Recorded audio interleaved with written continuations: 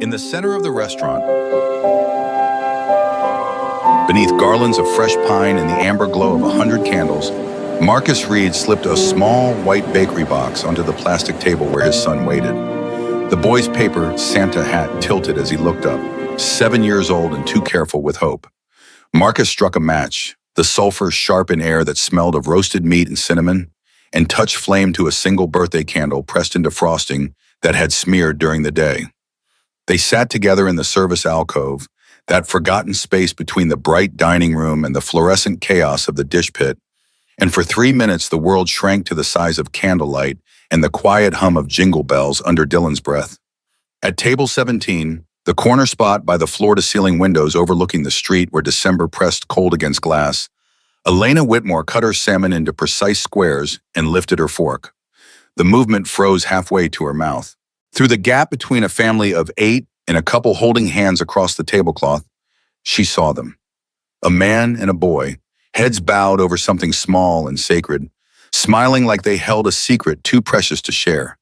The knife slipped from her other hand and clattered against bone china.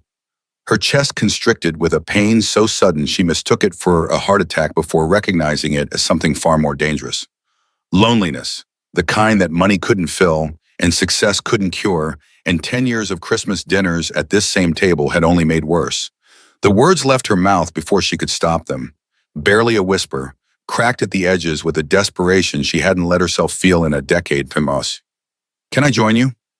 The restaurant had stood since 1973, a cornerstone establishment where old brick met new glass and families came for occasions that mattered. Tonight, Christmas Eve, it transformed into the kind of place that appeared on greeting cards, sent from better, gentler versions of America. Red candles flickered on every table.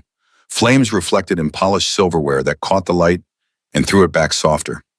The pianist, an elderly man with liver-spotted hands who had played here for 23 years, moved through Silent Night with reverence that made servers pause mid-stride, their tray balanced, their rushing stilled by muscle memory of beauty. Conversations overlapped in symphony. Children pleaded for breadsticks.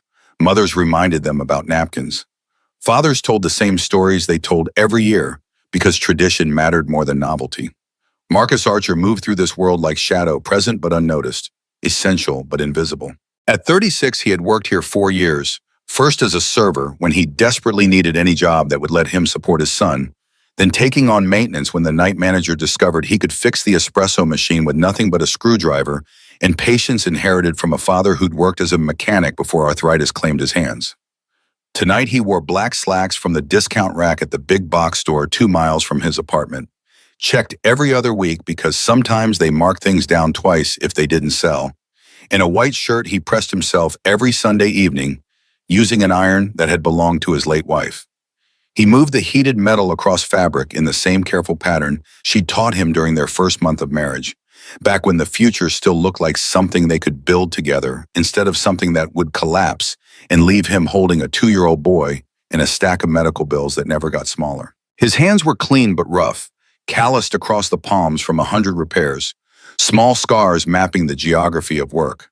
A burn from the grill when he'd helped the line cook during a rush. A slice from the box cutter when he was unloading supplies. The permanent groove in his right index finger from years of gripping screwdrivers. These were hands that knew labor intimately and had made peace with it, though peace looked less like acceptance and more like resigned agreement that this was how life worked for men like him. Men who'd peaked in high school as decent athletes with decent grades and then discovered that decent didn't pay rent or buy asthma medication or cover the gap between what grocery stores charged and what food stamps provided. Earlier, during the lunch rush when the dining room had been half empty and Gloria had sent him on break, Marcus had walked 6 blocks to the discount bakery on Lexington. The wind cut through his jacket, the thin canvas one he'd bought 3 winters ago that still functioned, but had stopped keeping him truly warm somewhere around February of the second year. Inside, the bakery smelled like sugar and yeast and the particular sadness of day-old goods. Behind the counter, Mrs. Chen, 70 if she was a day, her hands permanently dusted with flour, had looked up as the bell chimed his entrance. She knew him. Everyone who worked for tips in a 5-block radius knew each other. That fraternity of people whose livelihoods depended on strangers' generosity and who understood without speaking that solidarity mattered when the world treated you as interchangeable. The clearance rack held 3 cupcakes, marked down because the frosting had smeared during transport, or the edges had dried, or simply because they'd survived past the arbitrary deadline that separated full price from desperate. Marcus had picked up the chocolate one, vanilla frosting crushed on one side where it had pressed against the box, the swirl that should have looked deliberate instead looking like evidence of mishandling. $3 reduced to $1.50. He'd pulled 2 crumpled bills from his wallet, the leather worn soft as cloth at the fold, and Mrs. Chen had rung it up without comment. But as he turned to leave, she'd called him back and pressed a small bag into his hands. 2 fortune cookies, the kind she gave away free with orders over $10, which his had not been. Her voice had been gentle, accented, certain. "Merry Christmas, sweetheart." Marcus had felt his throat close. Kindness from strangers always hit harder than cruelty, because cruelty you could armor against. But kindness found the gaps in your defense and struck bone. He'd managed to mumble thanks and walk back to the restaurant with the bag clutched against his chest like it contained something more valuable than a damaged cupcake and 2 fortune cookies that probably held fortunes about prosperity and good luck. Platitudes that felt like mockery when your checking account held $37 and payday was 3 days away. Now at 8:45 on Christmas Eve, Marcus stood in the employee break room and carefully retrieved the white box from the staff refrigerator where he'd hidden it behind leftover soup containers in someone's Tupperware of questionable casserole. His hands shook slightly as he opened it, checking for the 100th time that the cupcake had survived the day. The frosting had melted a little from being in the fridge, then hardened again into something that looked almost intentional if you squinted and wanted to believe. He'd used a plastic knife from the drawer to smooth the worst of the damage, trying to create the illusion that someone had chosen this design, that this was how it was supposed to look. Miguel Hernandez leaned against the doorframe, 28 and still optimistic in the way Marcus remembered being before life taught him that optimism was a luxury. Miguel pulled doubles most weeks, sent money back to family in Puebla, and somehow still found energy to joke with customers and compliment the kitchen staff in rapid Spanish that made them laugh. Now he watched Marcus's careful restoration of the cupcake with an expression caught between sympathy and something darker. His words came easy, casual. "Why not just buy a fresh one, Hermano? Only costs another $1.50. The response left Marcus's mouth harder than intended, sharp enough to cut. $1.50 is bus fare for 2 days. Miguel's hands came up in immediate surrender. "All right, man, I hear you." But the damage had been done, the space between them suddenly wider. Marcus recognized the pattern even as he fell into it. Someone offered help, he heard judgment. Someone suggested easier paths, he heard condescension. The walls he'd built around himself, necessary walls that kept him functioning and kept Dylan safe and kept them both moving forward despite everything, had become so thick he couldn't tell anymore where protection ended and prison began. He wanted to apologize, to explain that his anger wasn't really directed at Miguel, but at the universe that made $1.50 matter, at the arithmetic of poverty that turned every decision into a calculation of what you could afford to lose. But apologies required vulnerability, and vulnerability required energy, and he had exactly enough energy to get through his shift and get Dylan home safely. Nothing left over for emotional accounting. Miguel left without another word, his footsteps fading down the hallway toward the kitchen, and Marcus was alone with his cupcake and his shame and the knowledge that he'd just pushed away one of the few people in this building who'd ever treated him like more than an employee number. He closed the box carefully, the cardboard soft from moisture, and carried it through the service corridor toward the alcove where Dylan waited. The alcove existed in the space between worlds, too close to the dining room to belong fully to the back of house, but too far from the kitchen to be considered front of house.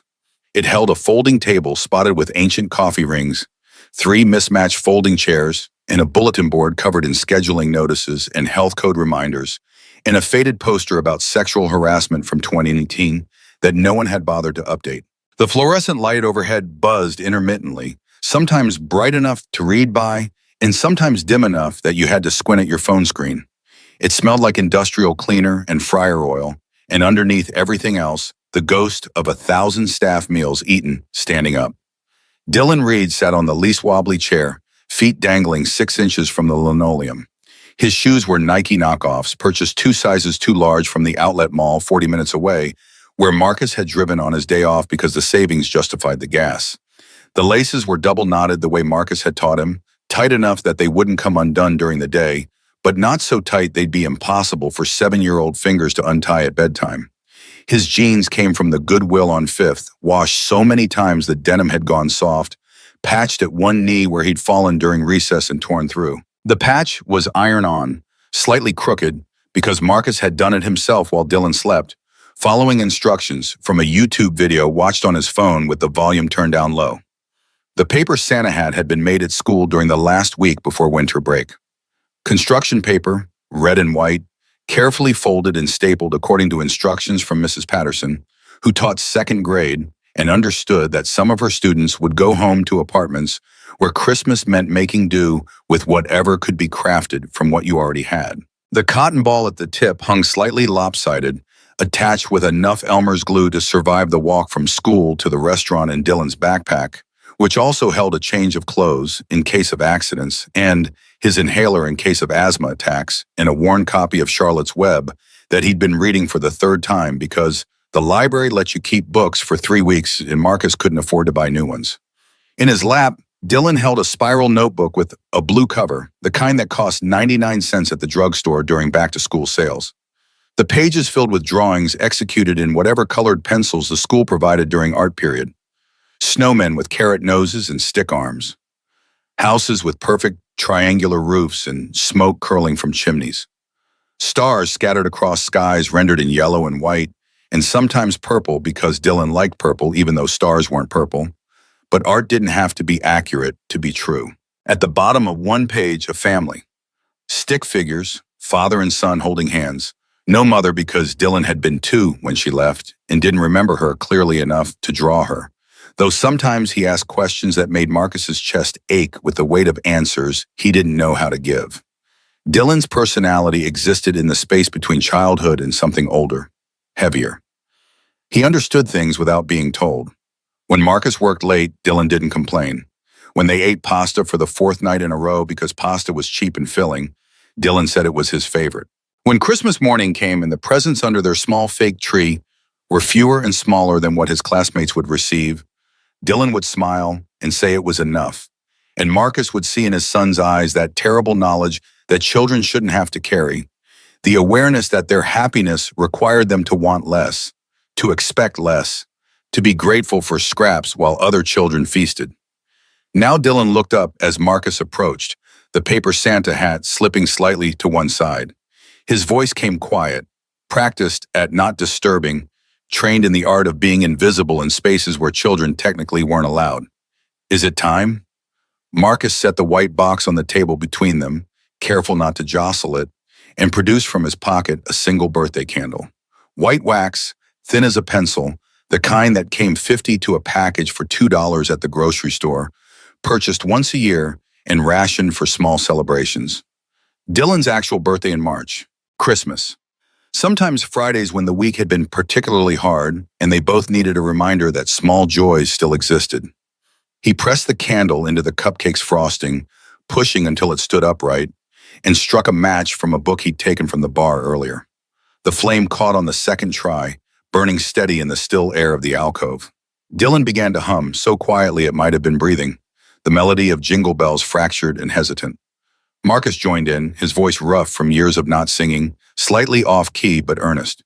For 3 minutes and 40 seconds they existed in a bubble of their own making, a private world where poverty didn't matter because they had each other, where a $1.50 cupcake tasted like abundance because it was shared with love, where Christmas happened in a service alcove instead of under a decorated tree in a house with a mortgage because location was less important than presence.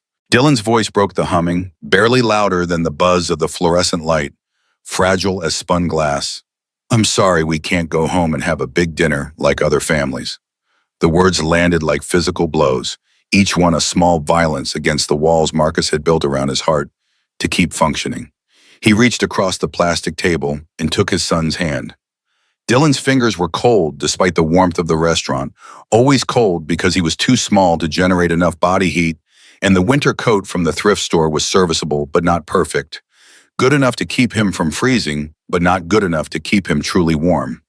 Marcus's throat tightened with the familiar ache of wanting to give his son the world and having only a damaged cupcake to offer, of measuring his adequacy as a father in the gap between what Dylan deserved and what Marcus could provide. His voice came rough but certain, each word chosen with the care of a man who understood that words were all he had. Dylan, listen to me. You are my family. Sitting here with you is the best Christmas I could ask for. But Dylan's eyes dropped to the table and Marcus saw the shame there, the internalized inadequacy that came from comparing his life to the lives of children who had more. I didn't get you anything. All the other kids at school were talking about the presents they bought their parents. Timothy got his mom a necklace. Sarah made her dad a picture frame. I didn't have money for anything. The confession broke something in Marcus, some final defense against the accumulated weight of every choice he'd made since Jenna had left. Every calculation of what they could afford to lose. Every moment of Dylan going without because Marcus's paycheck could only stretch so far. He squeezed his son's hand gently, feeling the delicate bones beneath the skin, the precious fragility of this child who'd been entrusted to his care and who he'd somehow kept alive and mostly healthy despite everything stacked against them. His words came from somewhere deep and true, a place that existed before poverty had taught him to measure worth in dollars. You're here, that's everything. You know what the best present is? Having someone who wants to spend time with you. Everything else is just stuff. You are the gift, Dylan. You always have been. Dylan smiled, small and certain, the kind of smile that came from a deep well of trust that Marcus had somehow, despite everything, managed not to poison. He leaned forward, closed his eyes for 3 full seconds like he was making a wish he truly believed would come true, and blew out the candle. The smoke curled upward in a thin ribbon, disappearing into the restaurant's warm air, carrying whatever hope a 7-year-old boy had whispered into the darkness of adult failure and childhood resilience. Gloria Martinez appeared at the edge of the alcove, her presence announced by the soft squeak of her practical shoes against linoleum. 52 years old with 3 teenagers at home and eyes that had seen too many single parents struggle against mathematics that never added up in their favor. She'd worked here 14 years, started as a server like Marcus, worked her way to shift supervisor, then assistant manager, and finally manager when the previous one had been fired for inventory discrepancies that Gloria had quietly reported because some violations of trust mattered more than solidarity. She wore black slacks and a white blouse and a name tag that said her name and below it, manager in smaller letters. And she carried herself with the particular exhaustion of women who'd raised children alone and knew exactly what that cost. She'd been the one who'd given Marcus permission for Dylan to stay during his shifts, the approval that technically violated restaurant policy, but which she granted anyway because some things mattered more than rules written by people who'd never had to choose between childcare and employment. Earlier that day, when Marcus had approached her office and knocked on the doorframe because the door was always open, Gloria had looked up from the scheduling spreadsheet on her ancient desktop computer and listened to his careful request. She hadn't made him beg. She'd simply nodded, one short definitive movement that said yes, and also, I understand, and also I've been where you are, and told him to keep the boy out of sight of customers. Now she carried a paper cup of hot chocolate, the kind from the machine in the kitchen that dispensed lukewarm brown liquid that tasted vaguely of chemicals and corn syrup, but which children loved anyway. She set it in front of Dylan with a gentleness that spoke to her own years of motherhood, of understanding that small gestures carried weight beyond their material cost. Her voice came soft but carried an edge that made Marcus's stomach tighten. Heard they sold the building. New owners, some real estate woman. Marcus felt the ground shift beneath him, that particular sensation of stability revealing itself as illusion. That affect us? Gloria's expression remained neutral, the practiced mask of managers who'd learned not to show fear even when they felt it. Don't know yet. Let's just get through tonight.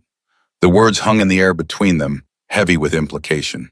Restaurant work existed in a state of permanent precarity, always one bad quarter or new owner or policy change away from unemployment. Marcus had learned long ago not to trust stability, to always keep his resume updated and his network maintained, and his expectations low enough that disappointment wouldn't break him. But knowledge didn't make it easier, didn't stop the spike of anxiety that came with any threat to the fragile ecosystem that kept him and Dylan housed and fed. Gloria squeezed his shoulder once, brief contact that said, "I'm sorry," and also "we're all in this together," and also "there's nothing I can do," then disappeared back toward the kitchen where the dinner rush was building toward its evening crescendo. Marcus watched her go and felt the familiar weight of powerlessness settle across his shoulders like a physical burden. He was 36 years old and his entire life could be upended by decisions made by people he'd never meet. People to whom he was just a line item on a balance sheet, a cost to be minimized, or a position to be eliminated. The knowledge burned like acid in his chest. Dylan tugged his sleeve, oblivious to the adult anxieties that had just been introduced into their small celebration. "Can I have the cupcake now?" Marcus pushed thoughts of new owners and uncertain futures into the mental box, where he kept all anxieties that couldn't be addressed immediately, and focused on what mattered. His son, this moment, the chocolate cupcake with its reconstructed frosting sitting between them, like evidence that love could be measured in $1.50 increments if you didn't think too hard about what that said about the world. He used the plastic knife to cut the cupcake in half, careful to make the portions equal because fairness mattered even in this, and watched as Dylan took his first bite with the particular reverence children bring to sugar. The boy's face lit with pleasure uncomplicated by knowledge of discount bakeries or clearance racks or the arithmetic of poverty, and Marcus felt something in his chest loosen slightly. This was enough. It had to be enough, because it was all he had to give. In the break room 10 minutes later, after he'd settled Dylan back in the alcove with instructions to stay quiet and stay put, Marcus overheard the conversation that would reshape the remainder of his evening. Two servers, Ashley and Garrett, both younger than him by 5 years, both working their way through community college, both treating this job as temporary waypoint rather than permanent destination. They leaned against the industrial sink, voices lowered but not quite whispered, engaged in the particular gossip that service industry workers trafficked in. Ashley's words came fast, excited. "Elena Whitmore bought the building 2 months ago." Garrett responded with the tone of someone who'd done research. "She's here tonight. Table 17, like always." Ashley leaned in, conspiratorial. "I heard she's raising rents on all her properties. Jake's cousin works at that building on 3rd, said their rent went up 15%. The name meant nothing to Marcus initially, just another wealthy person whose decisions would ripple down to affect his life in ways he couldn't control. But the location, table 17, that triggered recognition. He'd served that table earlier, during the transition between lunch and dinner, when the dining room was quiet and the servers were rolling silverware and restocking condiment caddies. A woman alone eating salmon with precise movements, drinking wine she barely touched. He'd taken her order with professional efficiency, brought her food without commentary, cleared her plates when she'd finished. She'd thanked him with a voice that sounded like money and loneliness mixed in equal measure, and he'd thought nothing of it beyond calculating the tip she'd leave and whether it would be adequate. Now that interaction rearranged itself in his memory, taking on new significance. The woman who'd thanked him for salmon and steamed vegetables owned the building that housed the restaurant where he worked. She held his livelihood in hands that had probably never washed dishes or scrubbed toilets or fixed broken machinery. The resentment that followed this realization felt both justified and futile. Anger at a system he couldn't change and a person he didn't know directed at a target that probably didn't even register his existence. Marcus returned to the dining room with that knowledge sitting like a stone in his gut, making it harder to smile at customers and easier to see the vast gulf between worlds that existed in this single building. On one side, people who ate here because they wanted to, who left tips that represented discretionary spending, who would go home to houses with heating that worked and refrigerators that stayed full. On the other side, people like him, who worked here because they needed to, who counted every dollar against competing necessities, who understood that comfort was a luxury reserved for people who'd never had to choose between electricity and groceries. Table 17 sat in the premium location, corner spot by floor-to-ceiling windows that overlooked the street where December cold pressed against glass. The view showed the city lit for Christmas, lights strung across street lamps, storefront windows decorated with fake snow and mechanical Santa displays. From inside the warm restaurant, it looked beautiful, the kind of scene that appeared on postcards and in movies about the magic of the season. Marcus wondered what it looked like to people on the street, looking in at the warm, golden light and the well-dressed diners and the abundance that seemed so natural from the inside, but which required entire armies of invisible labor to maintain. Elena Whitmore sat alone at that coveted table, surrounded by empty chairs that emphasized rather than diminished her solitude. At 34, she had built an empire in commercial real estate, the kind of success story that got written up in business magazines with headlines about vision and determination and the particular breed of ruthlessness required to succeed in a man's world. She'd purchased her first building at 28 with a loan that would have crushed most people, turning it into profit within 18 months through renovations she'd overseen personally and rent increases she'd implemented without hesitation. By 30, she'd owned 5 buildings. Now she held properties in 7 states, each one managed with cold efficiency that had made her wealthy and utterly alone. She came to this restaurant 3 times a week, always alone, always ordering the same meal.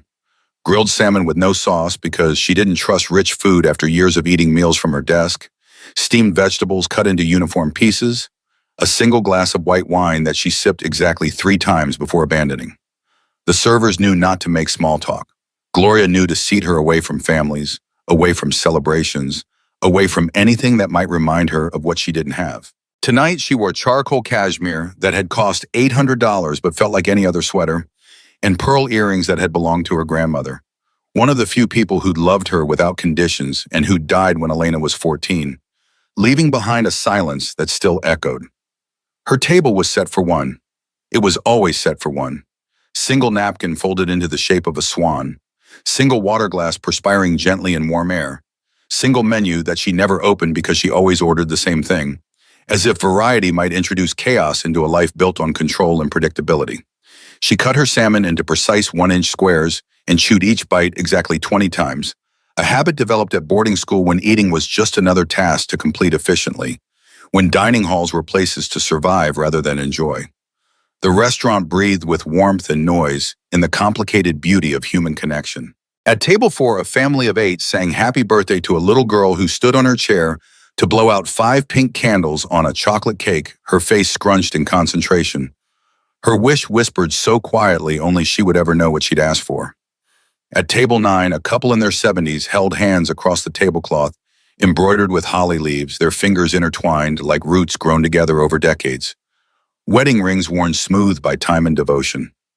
At table 12, 3 generations shared stories that made them lean in close, conspirators in their own joy, grandchildren hearing for the 100th time about the blizzard of 1980 or the Thanksgiving turkey that caught fire or the uncle who showed up to his own wedding and fishing waders because he'd lost track of time at the lake. Elena watched it all with the particular ache of someone looking through a window at a party they couldn't join. She'd learned early that achievement was something you could control, that success had rules, and if you followed them, you could build something that looked like fulfillment from the outside, even if it felt hollow within. Her parents had divorced when she was 6, her father remarrying within a year and starting a new family as if the first one had been practice he could discard once he'd figured out how to do it right. Her mother had moved to Europe and sent birthday cards that arrived 3 weeks late, the signatures increasingly illegible as years passed and guilt accumulated into something too heavy to face directly. Boarding school had taught Elena that if you wanted love, you had to earn it. Straight A's earned approval from teachers. Awards earned pride from administrators. Success earned respect from peers. She'd chased that formula into adulthood, building an empire on the belief that achievement could substitute for belonging, that if she just accomplished enough, someone would finally see her as valuable, as worthy, as enough. But tonight, surrounded by families who seemed to have solved some equation she couldn't figure out, she understood with sudden clarity that the formula had always been wrong. You couldn't earn belonging. It was just given or it wasn't. Earlier that morning in the conference room of her downtown office with its floor-to-ceiling windows overlooking the city she'd conquered, Elena had sat through a board meeting that should have felt like triumph but instead felt like indictment. Her CFO, a man named Richardson who wore expensive suits and cheaper ethics, had presented a cost-cutting proposal designed to increase profits by 12%, reduce staff benefits, increase rents on commercial tenants, eliminate paid sick leave. The numbers were sound, the logic unassailable. Shareholders would be pleased. Stock prices would rise. Elena had listened with her face arranged in an expression of professional consideration, The mask she'd worn so long it had fused to her actual face, making it impossible to tell where performance ended and person began. Board members had nodded along to Richardson's presentation, asking clarifying questions about timelines and implementation strategies and how to handle potential pushback from tenants. No one had asked about the people whose lives would be impacted, the workers who would lose health insurance, or the small businesses that would close when rent became unaffordable. Those considerations existed outside the spreadsheet, and what existed outside the spreadsheet didn't exist at all. When Richardson had finished his presentation and looked to Elena for approval, she'd given it with a single nod that contained no emotion, no hesitation, no recognition of the human cost embedded in those percentage points. The meeting had ended with handshakes and plans to reconvene in January to review implementation progress. And Elena had returned to her office and stared at her reflection in the window glass and failed to recognize the woman looking back. When had she become this? When had the distance between who she'd wanted to be and who she'd become grown so vast she could no longer see across it? Now, in the warm restaurant, cutting salmon into squares while families laughed and children sang and couples held hands, Elena felt the weight of that morning's decision pressing against her chest like a physical burden. Somewhere in this city, maybe in this building, people who worked for minimum wage and no benefits would soon lose what little safety net they had because she'd nodded once in a conference room and set in motion machinery that would grind through their lives with mechanical indifference. The knowledge sat in her stomach like poison, making each bite of expensive fish taste like ash. She lifted her wine glass, the third and final sip she allowed herself, and in the motion her gaze drifted across the dining room toward the service alcove. Through the gap between tables, past the servers moving with choreographed efficiency, she saw them. The man from earlier, the one who'd taken her order with professional courtesy and eyes that looked tired in a way that went beyond physical exhaustion. And next to him, a boy in a paper Santa hat, small and careful in the way children became when they'd learned too early that the world required them to take up less space. Between them sat something small, a candle flickering in the warm air, and their faces were lit with a joy so pure and uncomplicated it felt like witnessing something holy. Elena's knife slipped from her fingers and clattered against the plate, the sound lost in the ambient noise of the dining room, but deafening in her own ears. She couldn't look away from them, from the way the man's hand covered the boys, from the way they smiled at each other like they'd solved some fundamental equation that had always eluded her. They had nothing. She could see it in the man's worn clothing, in the cheap plastic table, in the smallness of whatever they were celebrating. But they had everything. They had each other. They had belonging. They had the things she'd spent 34 years chasing and never catching because she'd been looking in the wrong direction. Building empires when what she needed was someone to sit with her in the dark and light a candle and smile like she mattered. Something in Elena's chest cracked, a small sound like ice breaking on a frozen lake when spring first arrived. She set down her fork. The salmon remaining on her plate would go uneaten, waste that would get scraped into the trash while people existed in this city who were hungry. The irony wasn't lost on her, but knowing something was wrong didn't automatically provide knowledge of how to fix it. She was 34 years old and controlled assets worth hundreds of millions of dollars, but she couldn't remember the last time someone had genuinely wanted her company, had invited her to join, not because of what she could provide, but simply because they enjoyed her presence. 10 years. 10 years of Christmas dinners at the same table, eating the same meal, drinking the same wine, going home to the same empty penthouse and telling herself it was a choice, that solitude was preferable to the complications of human connection, that she'd built something valuable even if it couldn't hold her when the nights got long and the silence grew teeth. She'd been lying to herself, she understood now. The success was real, but so was the loneliness, and one hadn't canceled out the other. They'd coexisted, two truths running parallel, and she'd spent a decade pretending only one of them mattered. She lifted her hand, the gesture small and tentative. Claire, the young server who'd been assigned to her table, appeared instantly with the supernatural speed of restaurant workers who'd learned to read customer body language. 23 years old, working her way through nursing school, pleasant in the way servers were pleasant when they needed good tips, but had no genuine interest in the people they served. Elena didn't blame her for that. She'd been on the other side of that transaction too many times. the customer who demanded service while remaining fundamentally uninterested in the human providing it. Her voice came quieter than intended, uncertain in a way that would have shocked her board members. That man, in the alcove, is he a guest? Claire followed Elena's gaze, taking a moment to identify who she meant. That's Marcus. He works here, server and maintenance. That's Dylan, his son. The information landed with more weight than it should have. Not a guest, an employee. Someone who worked in this building, whose livelihood depended on decisions made by people like her, whose existence she'd never considered beyond the 30 seconds it took him to bring her salmon and inquire if she needed anything else. She'd looked at him earlier and seen a server, a function rather than a person, and now she understood with sudden visceral clarity how dehumanization worked. Not through active cruelty, but through passive indifference, through systems that let you benefit from someone's labor while remaining carefully ignorant of their circumstances. The words left her mouth before she could calculate their wisdom. Does he often bring his son to work? Claire's expression shifted slightly, moving from professional neutrality towards something softer. Only holidays. He's a single dad. Can't afford a sitter, I think. Gloria lets him as long as Dylan stays out of sight. Single father. Couldn't afford childcare. Bringing his son to work on Christmas Eve because the alternative was leaving him alone or missing a shift, and missing a shift meant missing rent or missing groceries or missing something else that mattered when your margin for error was measured in dollars rather than thousands. Elena felt something twist in her gut, recognition mixed with shame. She'd approved cost-cutting measures that morning that would make lives like his harder, had nodded once in approval of policies that would eliminate the exact kind of flexibility Gloria was showing. And she'd done it without thinking about faces or names or 7-year-old boys in paper Santa hats eating cupcakes in service alcoves. She stood abruptly, the movement sudden enough that Claire stepped back in alarm. "Miss Whitmore, is everything all right?"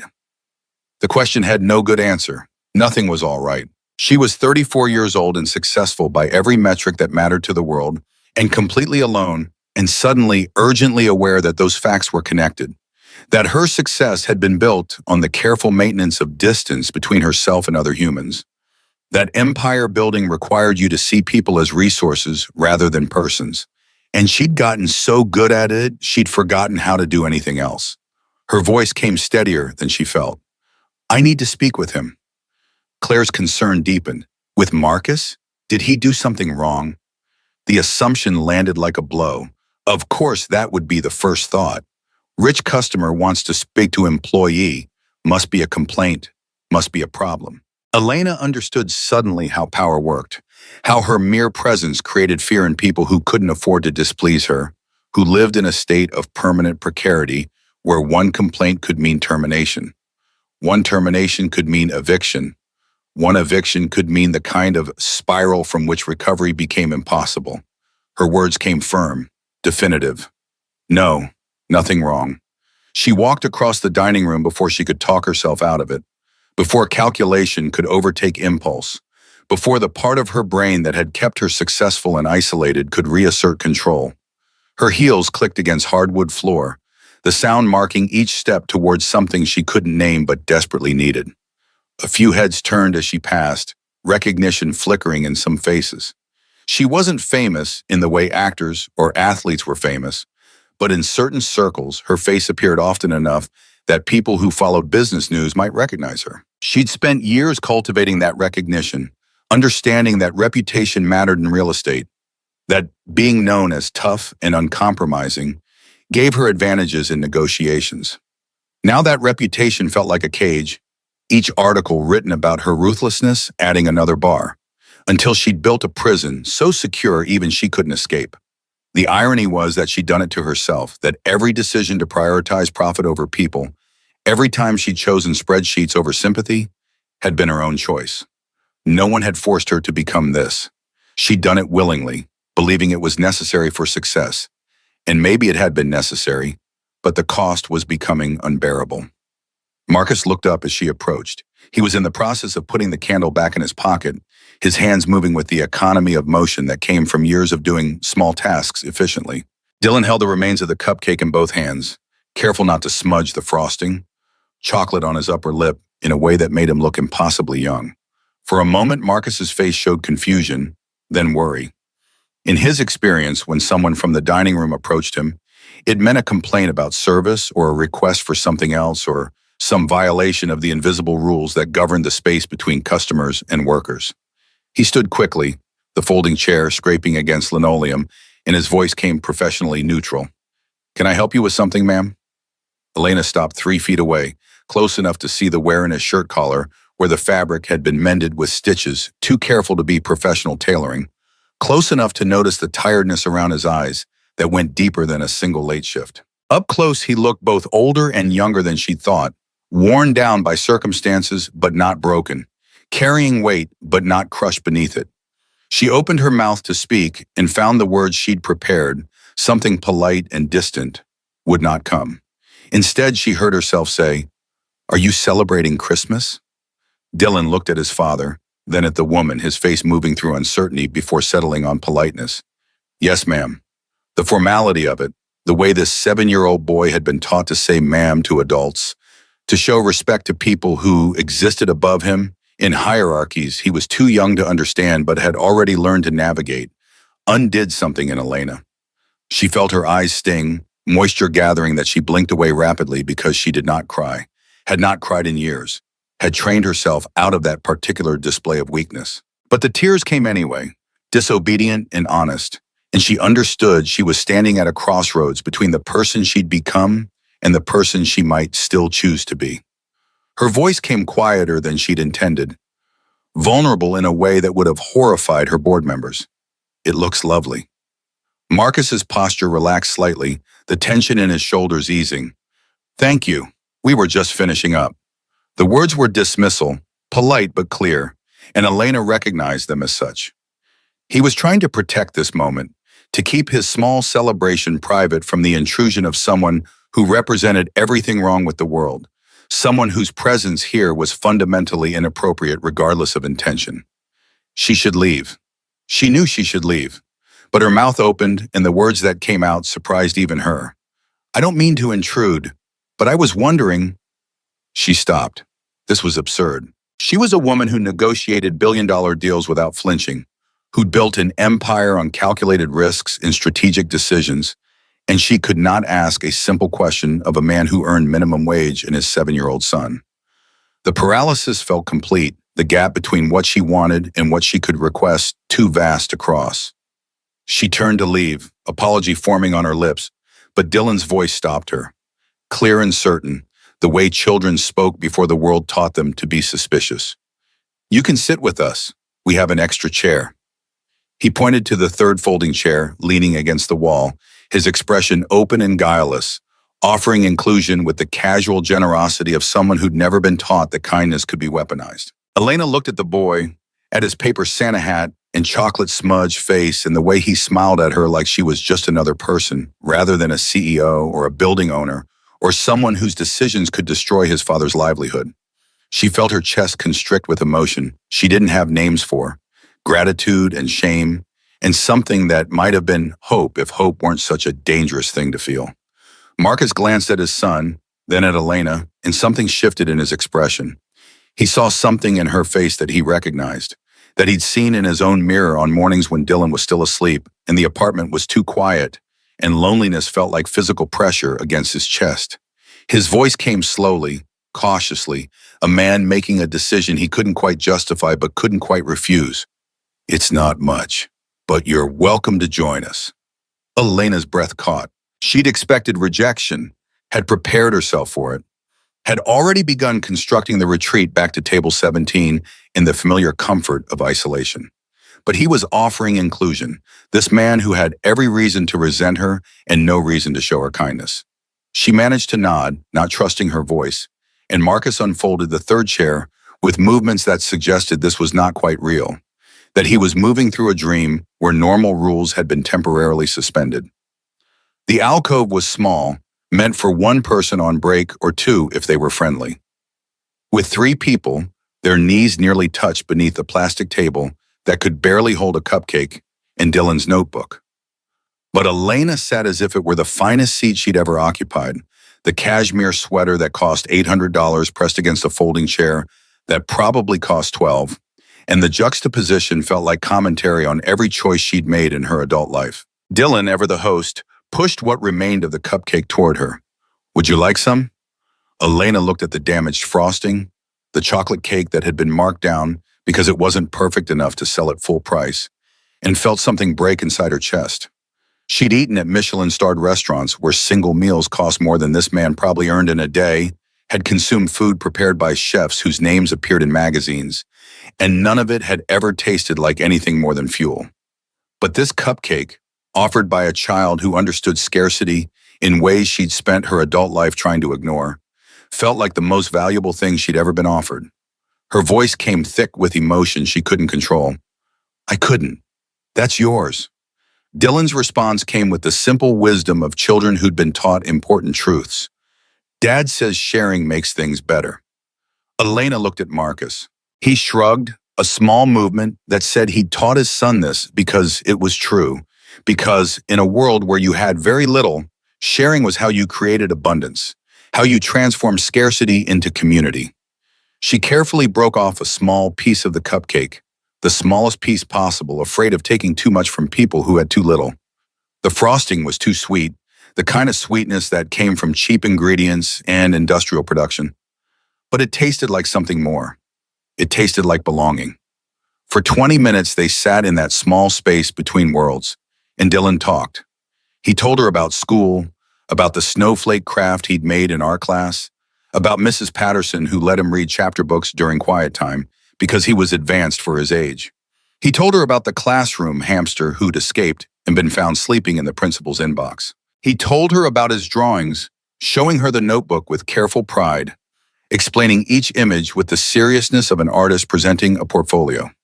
Marcus sat quietly, watching his son with the kind of attention that made clear this child was the center of his universe, the fixed point around which everything else revolved. Elena asked questions, genuine questions born from actual interest rather than polite performance, and laughed when Dylan described the hamster's expression when discovered in the inbox. She felt something loosening in her chest, some knot that had been pulled tight for so long she'd forgotten it was there.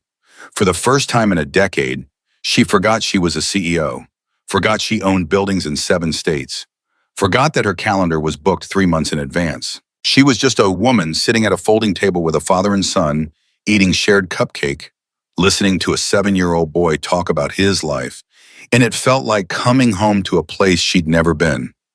Then someone recognized her. It happened quickly, the way these things always did.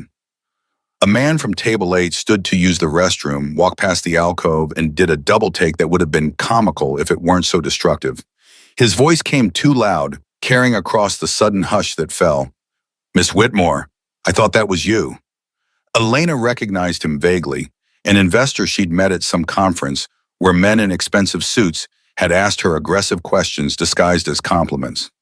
His face carried the particular smugness of people who believed their recognition conferred status on those they recognized. She looked up from where she sat, wedged between Marcus and Dylan, the 3 of them crowded around a table meant for solitary meals, and felt the moment crystallize into something that would shatter everything. The man's voice carried enthusiasm that sounded like accusation. "Having dinner with the staff? That's very generous of you." The word generous hung in the air like indictment. Around them, conversations stuttered, then resumed at lower volumes. That peculiar shift that meant people were now listening while pretending not to. Elena saw phones come out at neighboring tables, not raised for obvious photographs, but held at angles that suggested discreet documentation. The man's wife leaned toward the couple at the adjacent table, whispering with the urgency of someone sharing classified information. Within seconds, screens glowed as people Googled her name, verified what they'd heard, began constructing narratives about what they were witnessing. Marcus noticed the phones first. His entire body tensed, shoulders drawing up in defensive posture that came from years of understanding how quickly situations could deteriorate when you had no power to control them. He saw the way people angled their cameras, the way whispers spread like contagion through the dining room, and understood with sick certainty that something private had just become public. His stomach dropped as the implications cascaded. This woman wasn't just another customer. She was Elena Whitmore, the Elena Whitmore, the woman whose name appeared in business sections above words like ruthless and acquisition, and according to the gossip he'd overheard, the woman who'd just purchased the building that housed his livelihood. Gloria emerged from the kitchen, her face tight with concern that bordered on panic. She'd managed restaurants long enough to recognize when situations required intervention, and the way the dining room had shifted from celebration to spectacle triggered every alarm her experience had installed. She approached the alcove with quick steps that tried to look casual, her eyes moving between Elena and Marcus and the phones that had multiplied like Hydra heads, each one documenting this moment for purposes she couldn't control and Marcus couldn't afford. Her voice came low, meant only for Marcus. "Everything okay here?" The question had no good answer. Marcus looked at Gloria, saw the fear in her eyes that mirrored his own, and understood that this moment would have consequences that extended beyond tonight.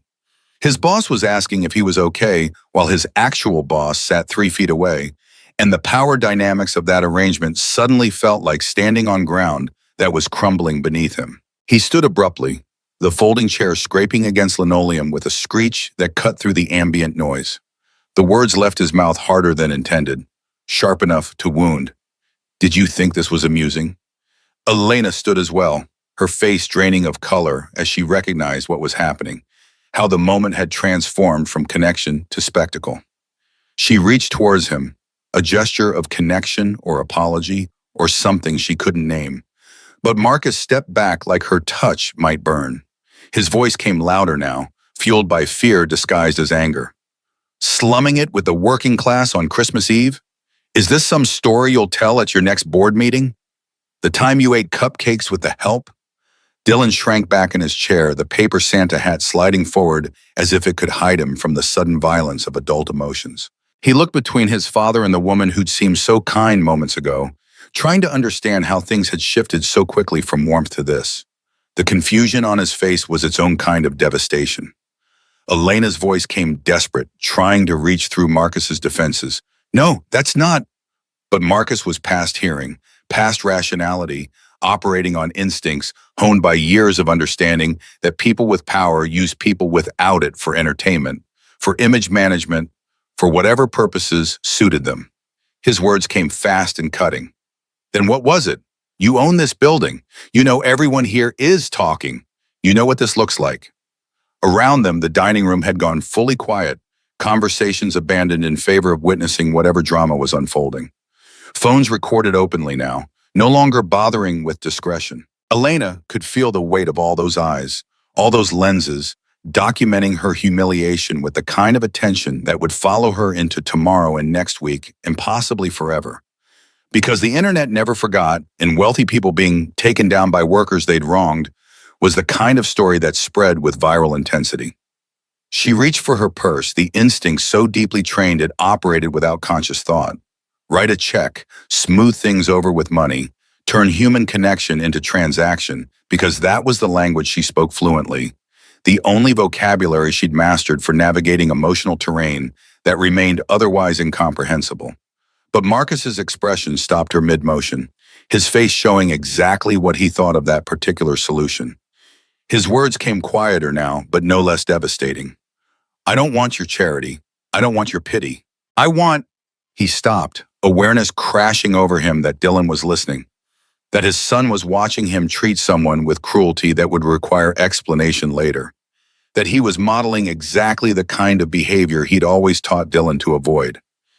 His voice dropped to something that approached neutral, but couldn't quite reach it. "I think you should go."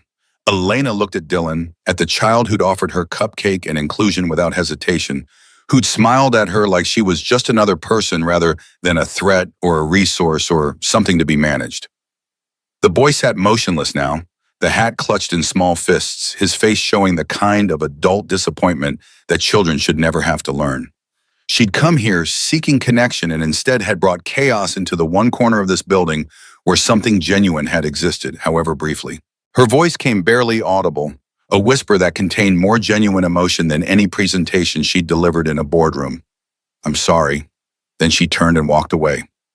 The dining room remained silent as she crossed it, every eye tracking her progress toward the hostess stand where she'd left her coat. The pianist had stopped playing.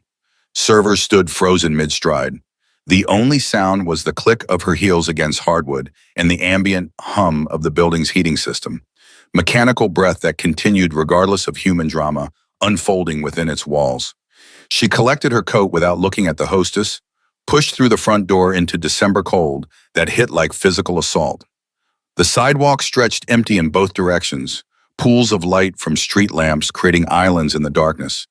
Her breath misted in air that smelled like snow and car exhaust in the particular loneliness of cities at night. She stood there for 30 seconds that felt like hours, her phone clutched in one hand before realizing she was crying. Not the careful tears she'd allowed herself in private moments, when the weight of isolation became briefly unbearable before being packed away again. These were the deep, wrenching sobs that came from places she'd walled off so thoroughly she'd forgotten they existed. The kind of crying that shook her entire body and made it impossible to maintain the composed exterior that had protected her for decades. She'd just experienced genuine human connection for the first time in years, and she destroyed it, or it had been destroyed, or maybe it had never been real in the first place, and she'd been delusional to think that someone like her could sit at folding tables with people like them. Her car service appeared within minutes of her summons, the black sedan pulling to the curb with the quiet efficiency of services that catered to people who paid premium rates for reliability. The driver didn't comment on her tears or ask if she was all right, trained in the discretion that wealthy clients required. She climbed into the back seat that smelled like leather and air freshener and watched through tinted windows as families exited the restaurant behind her. Children bundled in coats, parents holding hands, everyone moving toward cars and homes and lives that included other people. She was surrounded by the city, but utterly alone despite the driver 6 feet away, and the paradox of urban isolation had never felt more complete. Back in the alcove, Marcus sat with his head in his hands, elbows pressed against the plastic table that still held crumbs from the cupcake they'd shared. His breathing came short and rapid, the physical response to adrenaline that had nowhere to go now that the confrontation had ended. Gloria approached with the caution of someone approaching wounded animals, her face carrying sympathy mixed with the harder calculation of managers who had to think about liability and public relations and all the unsexy logistics that followed dramatic incidents. Her words came gentle but direct. "You okay?" Marcus couldn't look at her. "I'm fine. You want to take the rest of the night off?" The question was kindness masquerading as suggestion. Leave before this gets worse. Go home before someone files a complaint. Protect yourself by removing yourself from the situation. But Marcus knew the arithmetic of hourly wages and rent due and groceries needed, knew that leaving early meant money he couldn't afford to lose regardless of emotional justification. His response came automatic. "I need the hours."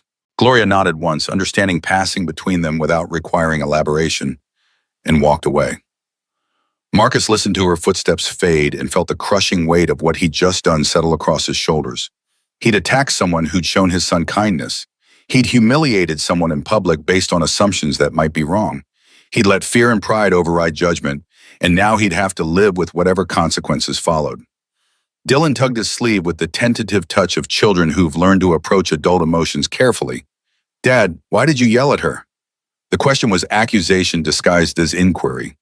Marcus heard the disappointment beneath the words, the confusion of a child who'd watched his father violate the very principles he taught. He forced himself to look at his son, to see the paper Santa hat now crumpled and slightly torn, the chocolate still smudged on his upper lip, the open face that hadn't yet learned to hide its feelings behind protective layers. His voice came hollow. "I didn't yell." "You were mad." The observation hung between them. Marcus wanted to deny it, to construct elaborate explanations about power dynamics and class conflict and all the adult complexities that justified his reaction. But Dylan was 7, and those explanations would sound like excuses, which is what they were. He'd been mad, and mad had made him mean, and mean had driven away someone who'd seemed genuinely lonely. His admission came reluctant. "I thought she was making fun of us." Dylan's response contained the absolute certainty of childhood, the clarity that hadn't yet been compromised by adult cynicism. She wasn't making fun, she was lonely. The words landed like stones thrown through windows, shattering Marcus's careful construction of justified anger. He replayed the interaction in his mind, watching it from different angles now that rage had subsided enough to permit perspective. The way Elena's hands had shaken when she'd asked to join them. How she'd listened to Dylan's stories like they mattered more than anything else in the world. The smallest piece of cupcake, taken with such care, it had seemed like she was afraid of taking too much from people who had too little. Her voice when she talked about boarding school and parents who were always traveling and learning early that love had to be earned through achievement. Not judgment in her eyes, just hope. Just desperate, vulnerable hope that maybe this time would be different.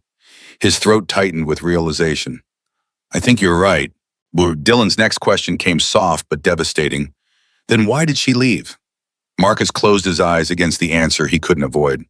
Because I made her feel bad. You should say sorry.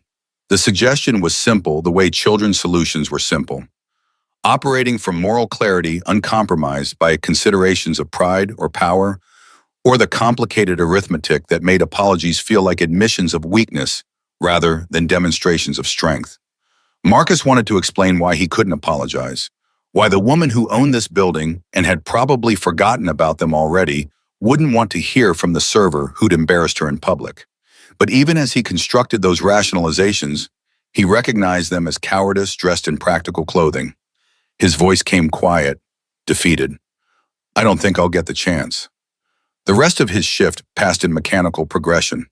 He cleared tables without seeing the people sitting at them. He refilled water glasses with hands that moved through muscle memory while his mind remained stuck in the alcove, replaying the moment when connection had shattered into spectacle.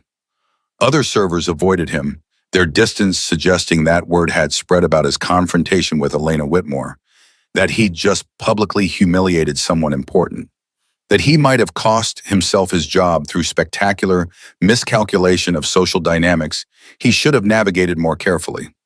Miguel caught him in the service corridor between the kitchen and the dining room, pulling him aside with a grip on his elbow that was gentle but insistent. His face showed concern mixed with the particular frustration of watching someone you care about make destructive choices. Hermano, you know who that was? You just told off Elena Whitmore. Marcus felt sick. I know.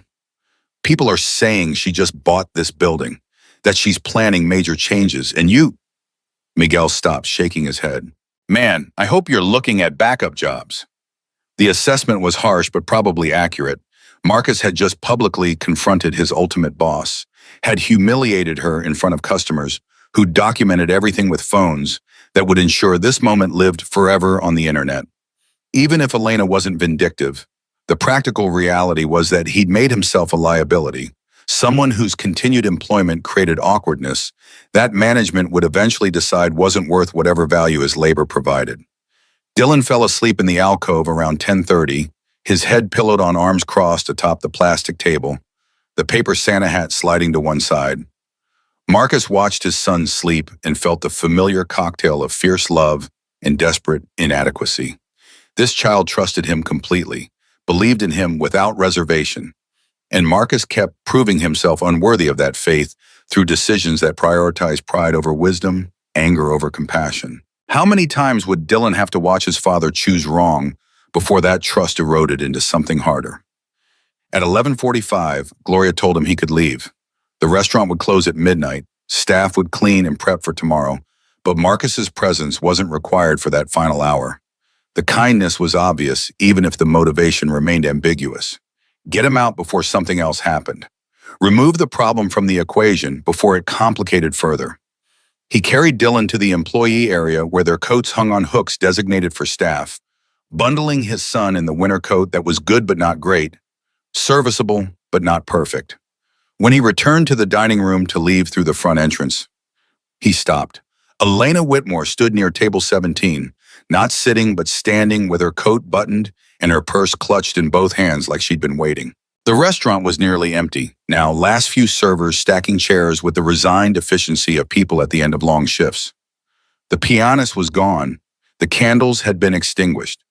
Only the overhead lights remained, harsh and unforgiving, making everything look cheaper and more worn than it had appeared under atmospheric illumination.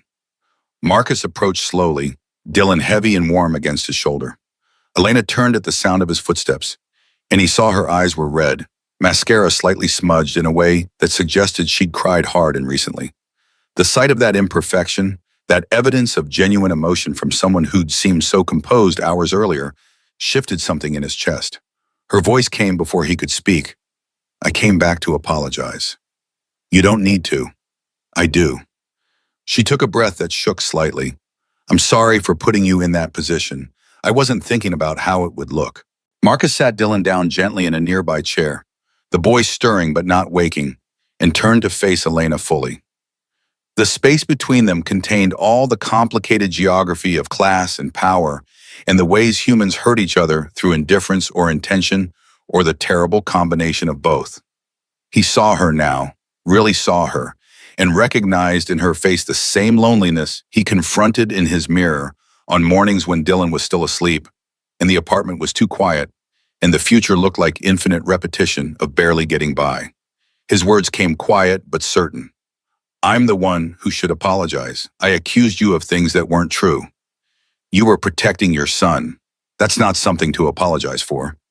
They stood in the near-empty restaurant, two people from different worlds who'd found themselves in the same moment of recognition, seeing in each other the mirror of their own isolation. Elena's fingers twisted around the strap of her purse, nervous gesture from someone who probably hadn't felt nervous in years. Marcus kept his hands in his pockets because he didn't know what else to do with them, didn't know the protocol for apologizing to someone who could destroy your life with a phone call. Elena's voice came smaller than before. I saw you with your son, and I wanted to feel that, just for a minute. She paused, gathering courage for admission that clearly cost her. I wanted to know what it was like to be part of something. The confession hung between them, raw and honest, and so vulnerable that Marcus felt his defenses crumble.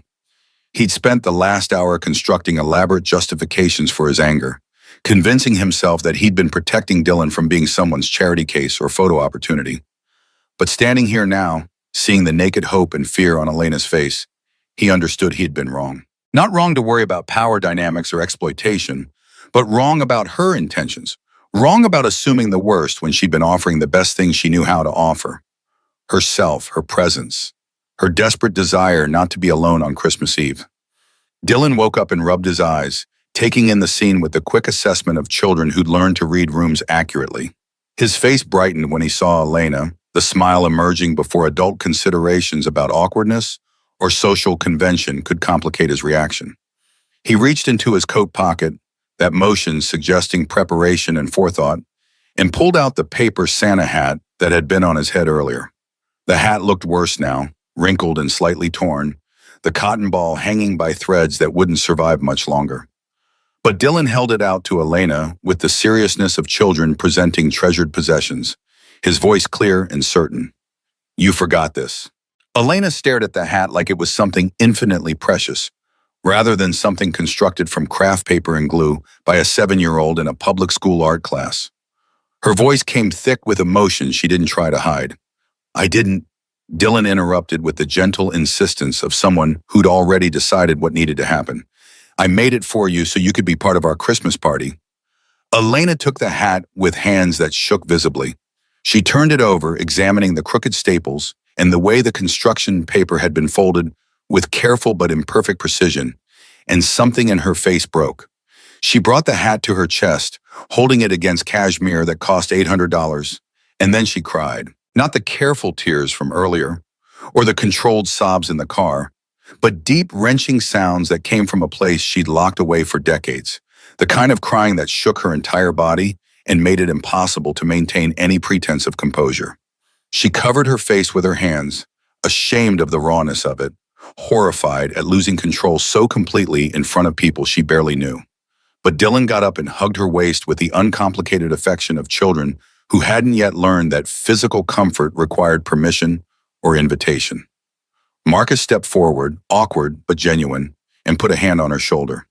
The three of them stood like that, Marcus's hand warm through Elena's coat, Dylan's arms wrapped around her waist, Elena sobbing into her hands while holding a paper Santa hat like it was the most valuable thing she'd ever been given. When the worst of Elena's crying subsided, when the Saz had gentled into hitching breaths and sniffles she couldn't quite control, she wiped her eyes with the back of her hand and looked at them both.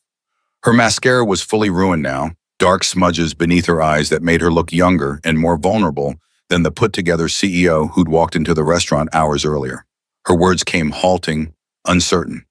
I don't know how to do this.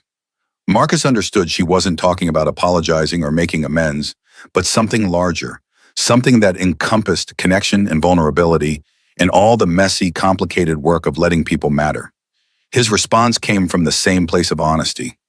None of us really do. We just try.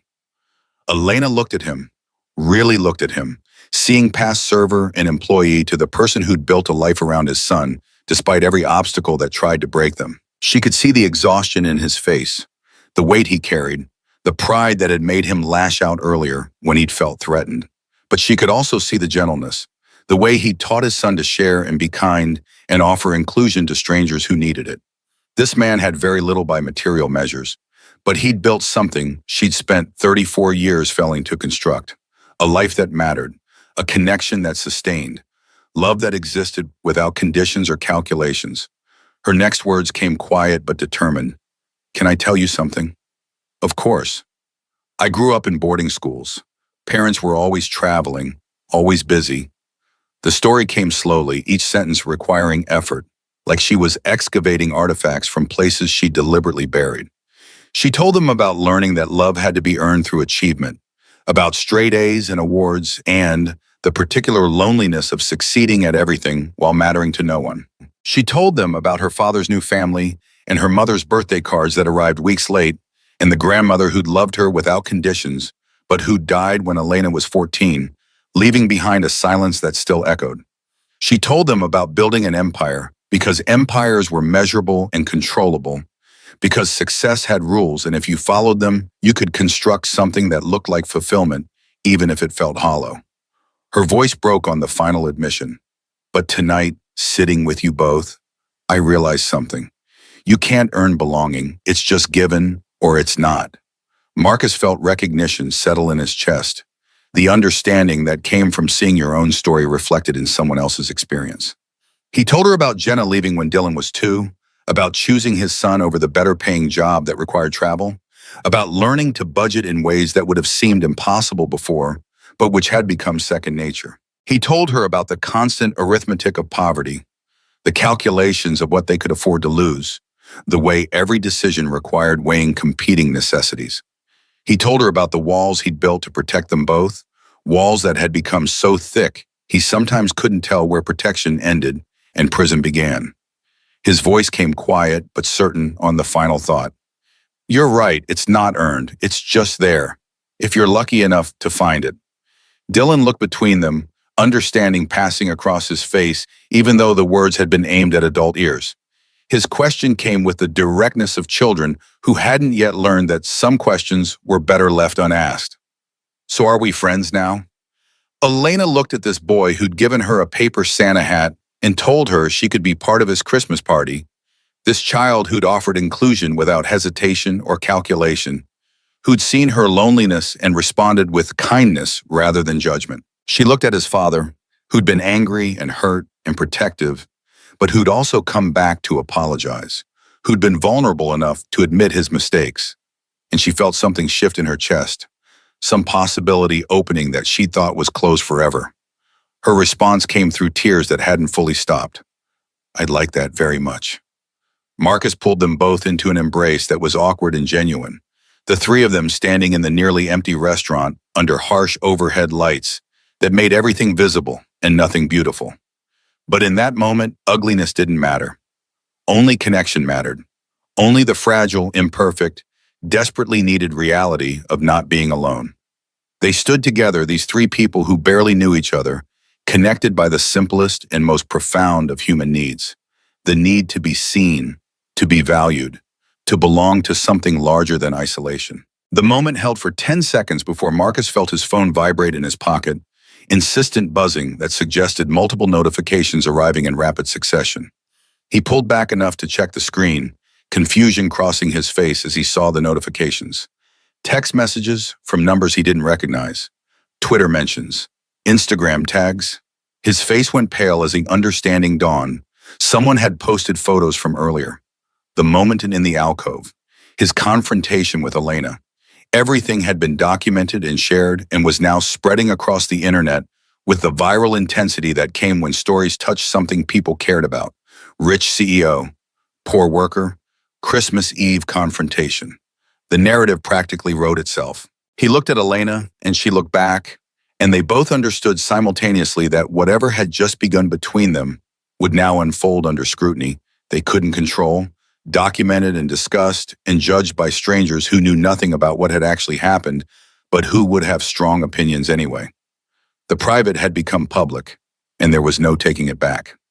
The parking lot stretched empty under streetlights that turned falling snow into columns of gold.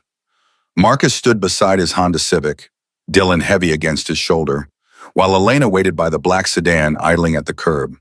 The space between them held all the complicated arithmetic of what happened next, how private moments survive public exposure, whether fragile connections could withstand the weight of attention neither had invited.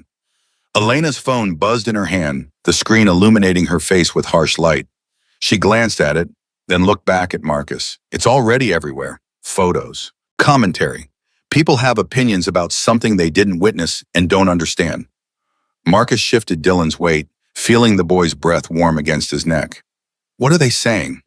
Half think it's heartwarming, the other half think it's a publicity stunt. The assessment captured the impossible position they'd found themselves in. Whatever they did next would be interpreted through lenses neither could control, reduced to narratives that served other people's need for simple stories in a world that offered mostly complications. Marcus felt exhaustion settle across his shoulders, the kind that went beyond physical tiredness into something that touched bone and spirit. His voice came rough. I'm sorry you got dragged into this. Elena looked at him with an expression that contained surprise and something softer. You're apologizing to me? I walked into your life uninvited. I made your private moment public just by being there. You didn't make it public. Someone with a phone did. Same result. They stood in silence, broken only by the idle of Elena's car and the distant sound of the city continuing its Christmas Eve despite their small crisis. Dylan stirred against Marcus's shoulder but didn't wake, his breathing maintaining the steady rhythm of deep sleep. Elena watched the boy with an expression Marcus couldn't quite read, something between longing and regret and a tenderness that looked unpracticed, like she was learning a language she'd never been taught. She pulled a business card from her purse, hesitated, then wrote on the back with pen that materialized from somewhere in her expensive coat. This is my personal number, the one that doesn't go through assistance or get screened by anyone else. Marcus took the card, the paper thick and embossed, the kind that announced importance before you even read what it said. He pulled a napkin from his pocket, the paper thin and already slightly damp from snow, and wrote his number with a pen borrowed from Elena. The exchange felt absurd and perfect. CEO and server swapping contact information on materials that spoke to the gap between their worlds. Elena's fingers brushed his as she took the napkin, contact that lasted half a second but felt created with intention. I'd like to see you again, both of you, if that's something you'd want. Marcus heard the uncertainty in her voice, the vulnerability of someone unused to asking for things she couldn't guarantee. He thought about the internet commentary and the complicated logistics and all the reasons this was a terrible idea. Then he thought about Dylan saying she was lonely, about the way she'd cried while holding a paper Santa hat, about the possibility that sometimes terrible ideas were the only honest ones. His response came careful, but certain. Yeah, I think that would be good. Elena smiled, and the expression transformed her face into something younger and more open than the composed CEO who'd sat at table 17 hours earlier. She got into her car without further words, the door closing with the expensive thunk of German engineering, and Marcus watched the sedan pull away into falling snow. He stood there for another minute, Dylan warm against him, holding a business card that felt like both promise and complication, before finally opening his own car door and beginning the drive home to their apartment where rent was due in 6 days and the refrigerator held milk that would expire tomorrow, and life continued regardless of whatever had just shifted. Christmas morning arrived with Dylan bouncing on the pull-out couch where Marcus slept, energy undiminished by late night or disrupted schedule. The apartment was small, one bedroom that Dylan occupied while Marcus made do with the couch that converted into something approximating a bed. The space smelled like the coffee Marcus had started brewing at 5:30 when sleep proved impossible. his mind replaying the previous night until the memories wore grooves he couldn't escape. Dylan tore into presents with the enthusiasm of children who'd been taught to be grateful for whatever they received. A puzzle from the thrift store, pieces checked carefully to ensure none were missing. A book about trains purchased used from the shop near the library. Socks, because socks were practical, and Dylan needed them, and sometimes practical mattered more than exciting. The boy held up each gift with genuine delight, and Marcus felt his chest constrict with the familiar cocktail of love and inadequacy. His son deserved more than secondhand puzzles and used books, deserved the kind of Christmas morning where surprises came wrapped in store paper and abundance was assumed rather than carefully calculated. Dylan paused in his unwrapping to look at his father with the directness that children brought to questions adults spent lifetimes avoiding. "Dad, why were you so scared last night?" The question landed with precision. Marcus had hoped Dylan hadn't noticed, that the fear had been internal rather than visible. But children who'd learned to read adult emotions for survival purposes missed very little. He sat beside his son on the pull-out couch that hadn't been fully converted back to seating position. Springs creaking under his weight, his answer came slowly, trying to find truth that was honest without being frightening. "When those people were looking at us, I got scared they were judging us, that they thought we weren't good enough to be around someone like Elena." "That's dumb." The assessment was definitive. Marcus felt something loosen in his chest. "Yeah, it is. She liked us. I could tell." Dylan's certainty carried the weight of uncomplicated observation. Adults complicated things with assumptions and fears and the accumulated weight of past wounds. But children sometimes saw clearly precisely because they hadn't yet learned all the ways to be wrong. Marcus pulled his son into a hug that Dylan tolerated for exactly 10 seconds before squirming free to examine his new puzzle, already planning where he'd build it, how the pieces would fit together to create something complete. Marcus's phone sat on the counter charging, the screen showing 47 notifications he hadn't checked because he'd been afraid of what he'd find. Now, with coffee finished and Dylan occupied, he forced himself to scroll through them. Most were from numbers he didn't recognize, messages that ranged from supportive to hostile to bizarrely personal. Strangers felt entitled to opinions about his life, his choices, his fitness as a parent. The attention felt like exposure, like being naked in public while people critiqued your body and found it wanting. But buried among the noise were messages from people who mattered. Miguel checking if he was okay. Gloria letting him know his next shift wasn't canceled, that whatever consequences would follow, immediate termination wasn't among them. And one text from Elena, sent at 6 in the morning, suggesting she didn't sleep much either. "Thank you for last night, for giving me a chance. I won't waste it." Marcus read the message 3 times, looking for subtext or manipulation, or the kind of performative sincerity that wealthy people deployed when managing their images. But the words felt genuine, bare of artifice, the kind of message written at dawn when defenses were low and honesty leaked through carefully maintained walls. He typed a response, deleted it, typed another, deleted that one too. Eventually settled on something simple that captured complicated truth. "Thank you for coming back." The next 2 weeks passed in a strange limbo where Marcus waited for consequences that didn't arrive but felt perpetually imminent. He worked his shifts expecting every summons to Gloria's office to be termination, every interaction with management to be the moment when patience ran out and he was asked to collect his things and leave. But the termination never came. Gloria treated him normally, which is to say, with the distant professionalism of managers who couldn't afford to be friends with people they might need to fire. Other servers maintained cautious distance, unsure if he was hero or liability, whether association would help or hurt their own precarious positions.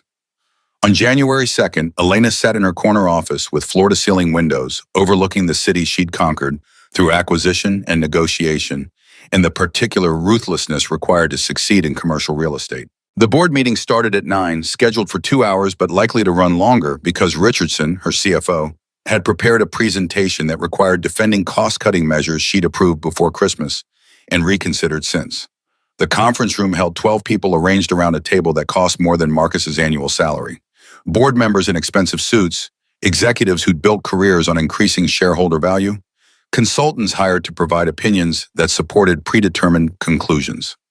Elena sat at the head of the table with her laptop open to slides she'd prepared last night, working until 3 in the morning, because what she was about to propose would meet resistance, and resistance required overwhelming evidence. Richardson moved through his presentation with the confidence of someone who'd never had his authority questioned. Reduce staff benefits by eliminating paid sick leave. Increase commercial rents by 15% across all properties.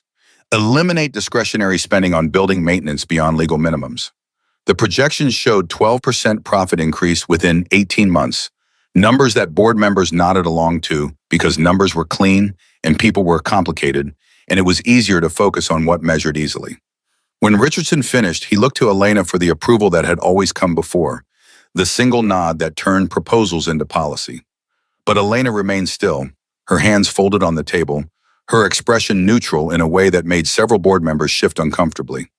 The silence extended past awkward into something that felt dangerous. Her voice came calm but carried an edge that made people sit straighter. I have an alternative proposal. She pulled up her own slides, prepared with the same care she'd brought to every important presentation in her career. But these numbers told a different story. Improve staff conditions instead of cutting them. Paid sick leave, health insurance, living wage. Cost analysis showing initial profit decrease of 12%, offset by reduced turnover, increased productivity, and the harder to quantify benefits of running businesses where people wanted to work rather than had to work. Richardson's face went red as he processed what she was suggesting. That will cost us millions. Long term, it saves money, and short term, we can absorb the cost. A board member, older white man who'd made his fortune in the 80s and considered every decade since a decline from that golden age, leaned forward with barely concealed hostility. Since when do you care about janitors and busboys? Elena felt something crystallize in her chest, clarity that came from knowing exactly who she wanted to be, even if it cost her everything she'd built. Her response came steady and certain. Since I learned they're the reason our properties function, since I understood that people aren't line items on a spreadsheet, they're human beings whose labor creates the value we extract. Since I decided that my grandmother, who cleaned houses to put herself through night school, deserved better than I've been giving people who do the same work now. The room went silent. Board members exchanged glances that communicated concern about their CEO's sudden attack of conscience, calculations about whether this was temporary aberration or a permanent problem. Richardson found his voice first, professional and cutting. You're letting emotion influence business decisions. No, for the first time in 10 years, I'm letting humanity guide them. The phrase hung in the air, challenge and declaration, and the line drawn that separated who she'd been from who she was choosing to become. The meeting devolved into arguments about fiduciary responsibility and shareholder value, and all the language deployed to justify prioritizing profit over people. But Elena held firm, using every negotiation skill she'd developed, every tactic she'd mastered, every bit of leverage her controlling interest provided. By noon, when they broke for lunch that no one wanted to eat, she'd won. The policy changes would proceed, staff would get benefits, rents would stay stable. It would cost her personally because her compensation was tied to profit margins, but that seemed appropriate. Consequences for choosing differently should be borne by the person making the choice. She returned to her office and called Marcus. The number she'd entered into her phone saved under his full name because informal diminutives felt presumptuous. He answered on the third ring, his voice carrying the ambient noise of somewhere public. Her words came before he could speak. I did something today. I wanted you to know. She told him about the board meeting, about the policies she'd implemented, about choosing to run her business differently even if it cost her. She wasn't looking for praise or validation, just wanted him to understand that Christmas Eve had changed something fundamental. That connection had consequences that extended beyond the personal into the practical. Marcus listened without interrupting, processing implications he couldn't quite calculate. When she finished, his response came quiet. Elena, you didn't have to do that. Yes, I did. Not for you specifically. For everyone who works in buildings I own and deserves better than I've been giving. Still, thank you. The gratitude in his voice carried weight that numbers couldn't capture. The understanding that Love's would be concretely better because of decisions she'd made in conference rooms he'd never enter. Elena felt something in her chest that might have been pride, or might have been the unfamiliar sensation of acting from values rather than calculation, of choosing right over profitable, and discovering the two weren't always opposed. She changed subjects before emotion could overwhelm her voice. There's something else. Dylan mentioned a school concert next month. I was wondering if I could come. The request hung between them, weighted with implications about where this was going, what they were building, whether invitations to school concerts meant they were friends or something else or something that didn't have names yet. Marcus felt his throat tighten with the question he couldn't avoid. You really want to sit in an elementary school cafeteria listening to 7-year-olds sing off-key? I really do. The sincerity was unmistakable. Marcus closed his eyes and made the decision that felt both inevitable and terrifying. Dylan would love that. Text me and I'll send you the details. February arrived with cold that felt personal, temperatures dropping below zero, and staying there with the stubbornness of winter that wouldn't yield to anyone's desire for spring. The elementary school cafeteria smelled like industrial cleaner and the ghost of 1,000 lunches. That particular scent that existed in every public school regardless of location or budget. Folding chairs had been arranged in rows facing a makeshift stage where children fidgeted in their assigned positions. Nervous energy barely contained by teachers who reminded them to stand still and smile and remember the words they'd been practicing for 6 weeks. Marcus sat in the third row, having arrived early to claim decent seats, and watched the door with anxiety that felt disproportionate to the situation. Elena had confirmed she was coming, but confirmation didn't guarantee arrival, and part of him wondered if this had been performative kindness that would evaporate when confronted with the reality of elementary school concerts and cafeterias that smelled like disinfectant and disappointment. But then she was there, pushing through the doors at 5 minutes before start time, wearing jeans and a sweater that probably still cost more than Marcus's monthly rent, but which looked deliberately casual, like she'd considered what to wear to a school concert and made conscious choice not to appear ostentatiously wealthy. She spotted him and smiled, the expression reaching her eyes in a way that made his heart do something complicated in his chest, and made her way through the crowd to the empty seat he'd saved beside him. Her voice came slightly breathless. I wasn't sure about parking. Had to circle twice. You made it. That's what matters. They sat in comfortable silence while the cafeteria filled with families, the noise level rising as children spotted parents and waved with enthusiasm that teachers tried to contain. Elena watched it all with an expression Marcus couldn't quite read, something between longing and pain, and a tenderness that looked like it might hurt. He wondered what she was thinking, whether she regretted coming, whether this was too much domesticity for someone whose life existed in conference rooms and corner offices. The concert began with the principal's welcome that went on too long, followed by the music teacher's explanation of the program that no one needed, and finally the children launched into their first song with enthusiasm that exceeded their pitch accuracy. Dylan stood in the front row, his voice blending with 30 other voices into something that approximated harmony, his face serious with concentration.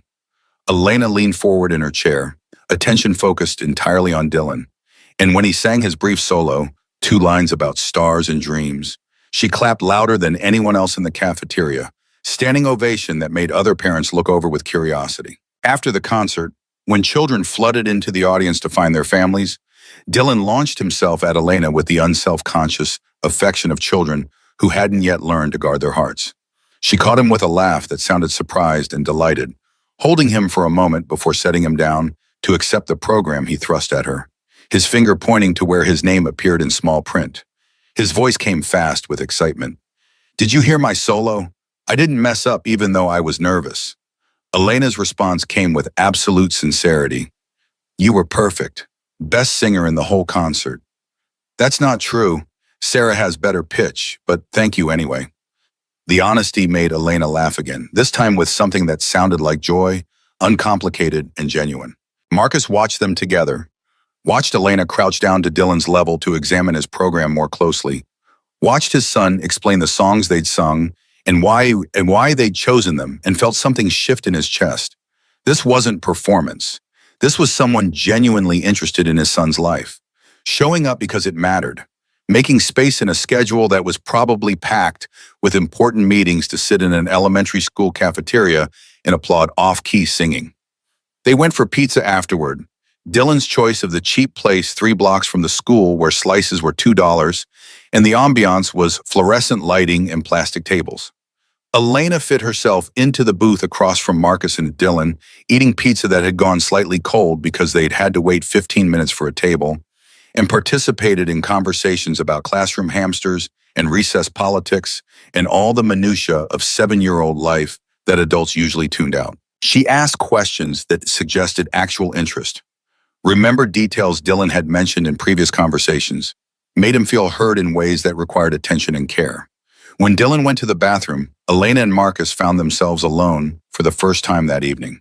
The space between them felt charged with possibility, the kind of moment where things could be said that would change what came after. Marcus studied her face, looking for signs of performance or obligation, but found only openness and something that might have been hope.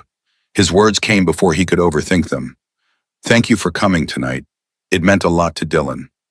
Elena met his eyes and held the contact. "It meant a lot to me."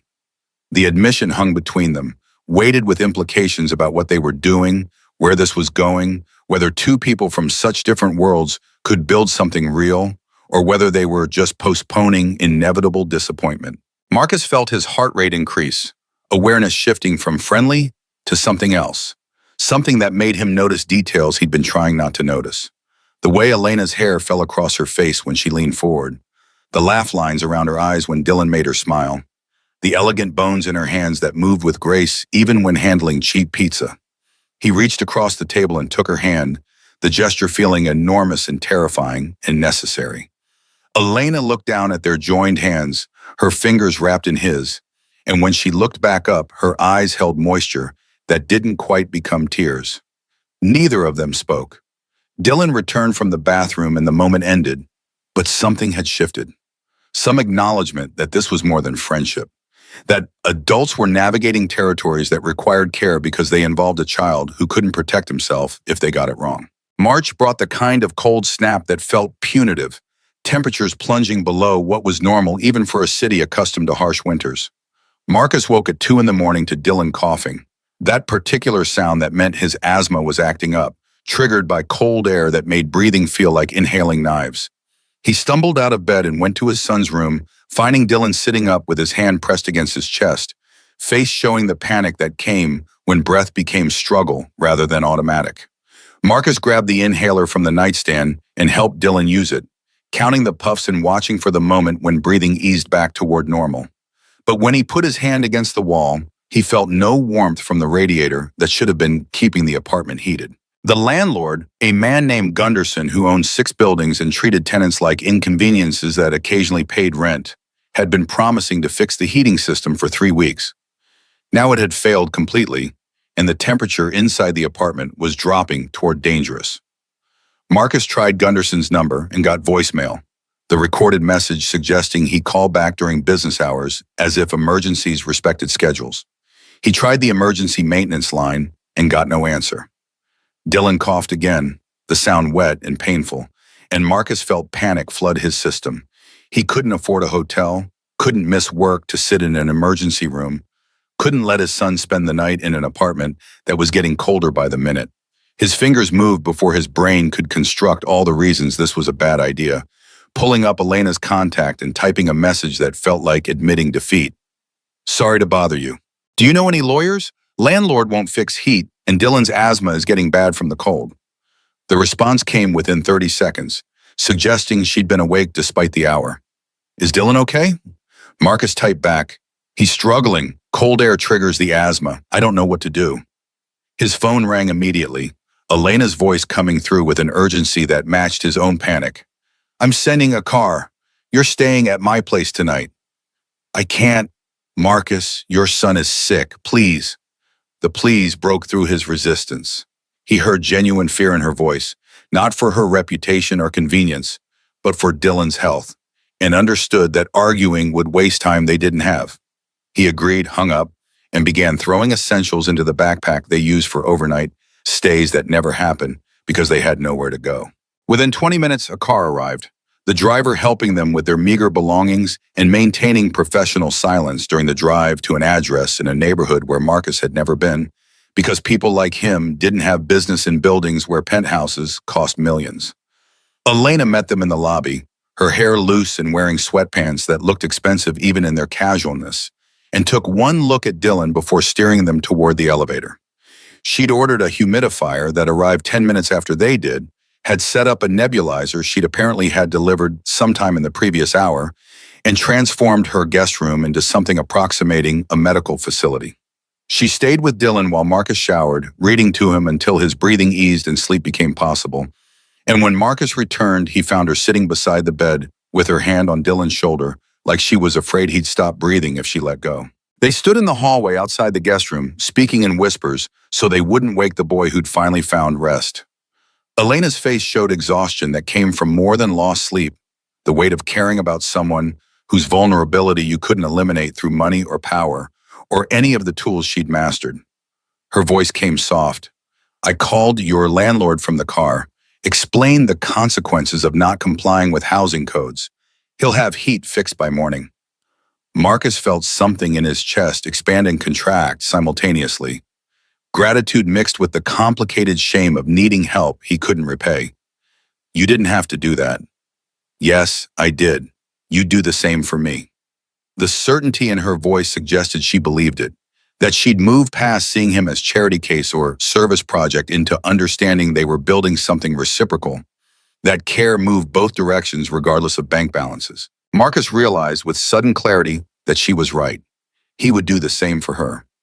He would do anything for her, not because of what she could provide, but because somewhere in the weeks since Christmas Eve, she'd become essential to his life in ways he hadn't planned and couldn't undo.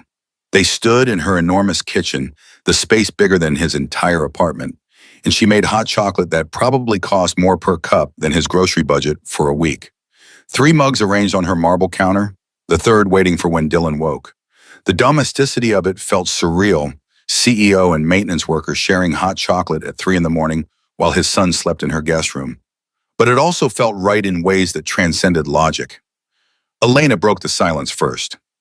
"This penthouse has been empty for 5 years. I bought it furnished, never changed anything, used it as a place to sleep between work and more work." She paused, looking around the space like she was seeing it for the first time.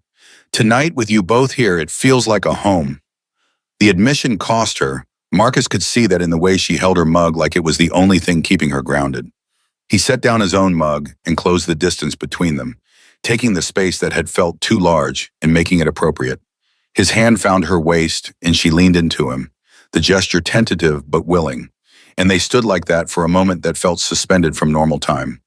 When he kissed her, it was gentle and questioning, asking permission that she granted by kissing him back with intensity that suggested she'd been wanting this for a while. The kiss lasted 10 seconds before they both pulled back, aware that Dylan could wake, that this was complicated, that they were building something fragile that required care. But Marcus saw in Elena's face the same desire he felt, the same recognition that this had moved beyond friendship into territory that came with different risks and different rewards. Her whisper came against his lips. "I love your son, and I think I'm falling in love with you." Marcus felt his throat close with emotion that made words difficult. He managed to get out the truth that had been building for weeks. "I love you too. Both parts. The CEO and the woman who cries over paper Santa hats." They stood in her kitchen while Dylan slept safe in the next room, and the city continued outside windows that overlooked everything Marcus had never thought he'd be close enough to touch. The distance between their worlds hadn't disappeared, but it had become navigable, mapped by connection that didn't erase differences, but made them matter less than what they shared. The months that followed passed an accumulation of small moments that built towards something larger. April brought their first official date, where Marcus hired a sitter he couldn't quite afford and took Elena to a restaurant that wasn't where he worked, where they talked until 2 in the morning about everything and nothing, discovering the particular pleasure of conversation that didn't have to end because someone needed to sleep or work or fulfill obligations to anyone else. May brought Elena's disaster attempt at cooking dinner, Marcus teaching her how to make simple pasta, while Dylan laughed at her mistakes and she laughed with him. the three of them comfortable in Marcus's small kitchen in ways that transcended the space's limitations. July brought their first real fight, Elena wanting to pay for Dylan's education at a private school, Marcus's pride wounded by the implication that he couldn't provide adequately, words exchanged that came from places of hurt rather than malice. She'd left his apartment angry, and he'd spent 3 days convinced he'd destroyed the best thing in his life through stubborn refusal to accept help. But then he'd gone to her penthouse and apologized, and she'd apologized back. And they'd worked through the complicated navigation of a relationship where economic disparities created power imbalances neither wanted but both had to acknowledge. She'd told him she loved him, the words coming in the middle of their apology, slipping out like they couldn't be contained any longer. He'd pulled her close and told her the same, and they'd made promises about communication and honesty and working through hard things because what they were building mattered more than pride or comfort or the easy path of giving up when things got difficult. By the time Christmas returned, they'd built something real. Not perfect, not without complications, but real in ways that mattered. December 24th found them at table 17 in the restaurant where everything had started, the three of them together in the spot that had once been set for one. Marcus had reserved it weeks in advance using the employee discount policy Elena had implemented, the changes she'd made affecting everyone who worked in buildings she owned, their lives concretely better because she'd chosen to act differently.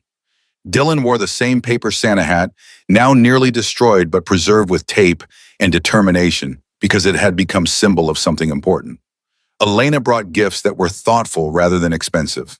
A framed version of the original hat under glass so Dylan could keep the real one safe. Small acknowledgments that she understood value wasn't measured in dollars. They ordered too much food and shared everything, the way families did, and laughed when Dylan knocked over his water glass and Marcus caught it mid-fall with reflexes that came from years of restaurant work.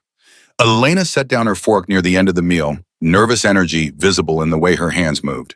She pulled a small box from her purse and opened it to reveal 2 necklaces, each with a pendant that held a photo of the three of them from the school concert months earlier. The other side of each pendant was engraved with words that made Marcus's throat tight. Family is who you choose. Her voice shook slightly as she spoke.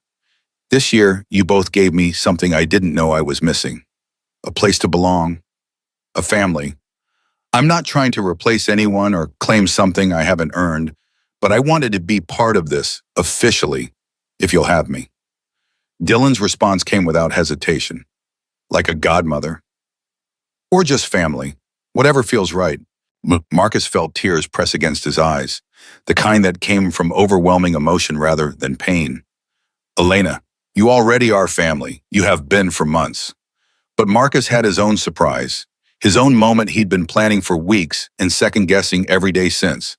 He pulled a small box from his pocket. Simpler than anything Elena could have purchased but chosen with care from a jeweler who'd let him make payments over 3 months.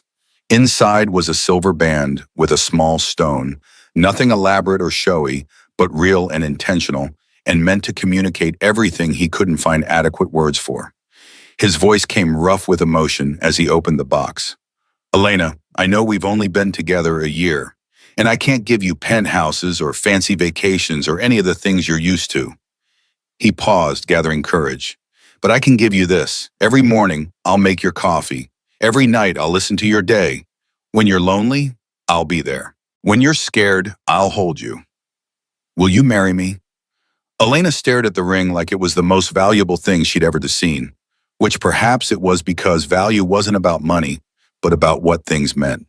Tears streamed down her face, unchecked and unashamed, and she nodded so vigorously words would have been redundant. Marcus slid the ring onto her finger, his hands shaking, and Dylan clapped with enthusiasm that made other diners look over and smile. The restaurant broke into applause, strangers celebrating their moment with genuine joy. Gloria came from the kitchen with tears on her face. Miguel whistled from the service station, and for 3 minutes, Table 17 became the center of something beautiful and unplanned, proof that sometimes the universe arranged itself toward happiness, despite all evidence suggesting otherwise. They were married in October, small ceremony in the restaurant after closing, Gloria as Elena's maid of honor, and Miguel as Marcus's best man. Dylan carried the rings with solemnity that made the adults fight back tears, wearing a new paper Santa hat he'd made specifically for the occasion. Elena wore a simple dress that Marcus thought made her look more beautiful than any designer gown could have. And when they exchanged vows at table 17, promising to choose each other every day regardless of what came, there wasn't a dry eye in the room. Now, one more Christmas later, they returned to their table with rings on their fingers, and a life built from choosing each other when logic suggested they shouldn't work, but love insisted they would. Elena had stepped back from the CEO role, hiring a COO to handle daily operations, while she maintained board position in strategic oversight, but carved out time for things that mattered. Morning coffee with Marcus, Dylan's school events, lazy Sundays where they did nothing productive and everything important. Gloria brought them dessert with a note that said, "On the house," and a wink that said she'd known all along this would work out somehow. They ate it slowly, savoring both the sweetness and the moment. Three people who'd found each other in a service alcove on Christmas Eve and built something that started with a cupcake and became a family. Elena looked at both of them. These two people who'd saved her from a life that looked successful but felt empty. "I still keep that paper Santa hat in my office. I look at it every day and remember." Dylan grinned. "You can make a new one next year. My class does it every December." "Teachers let parents come." "I would love that." Marcus pulled them both into an embrace. This family that made no sense on paper but perfect sense in practice. Outside, snow fell on the city, where millions of people moved through their individual lives, most of them alone in crowds, most of them searching for connection they hadn't found. But inside the restaurant, at table 17, that was now always set for 3, they'd found what everyone was looking for. Not perfection, not lives without struggle or pain or the complicated navigation of differences that would never fully disappear, but belonging, the real kind, the kind that said you can sit with us, not because of what you have or what you can provide, but because you're here and that's enough. Elena spoke the truth that had taken her 34 years to learn. "I spent my whole life building an empire, but I forgot to build a life." Marcus understood what she meant, understood that empires were constructed from isolation and competition, and the careful maintenance of distance from anyone who might make you vulnerable. Life required the opposite. It required letting people in even when it was scary, even when you couldn't control outcomes, even when love meant accepting that you could be hurt because the alternative was safety that looked like death. His response came quiet but certain. "You're building one now." They left the restaurant together, walking into cold December air that made their breath visible. 3 people holding hands as they moved toward the car that would take them home to the life they'd constructed from unlikely materials. Behind them, the restaurant glowed with warmth and light and the sound of families celebrating together. Table 17 would be reset tomorrow for new diners who'd never know its history, the moments that had unfolded there, the lives that had changed because someone had been brave enough to ask if they could join, and someone else had been brave enough to say yes. Christmas happened wherever someone waited for you, wherever someone saved you a chair, wherever someone looked at you and said, without conditions or requirements, "You belong here." Elena had learned that lesson in a service alcove from a 7-year-old boy with a paper Santa hat and his father who'd been terrified and brave enough to let her in anyway. Now she carried that knowledge forward into a future that looked nothing like what she'd planned, but everything like what she'd needed. Not empire, not conquest, just love, complicated and messy, and absolutely worth every risk required to reach it.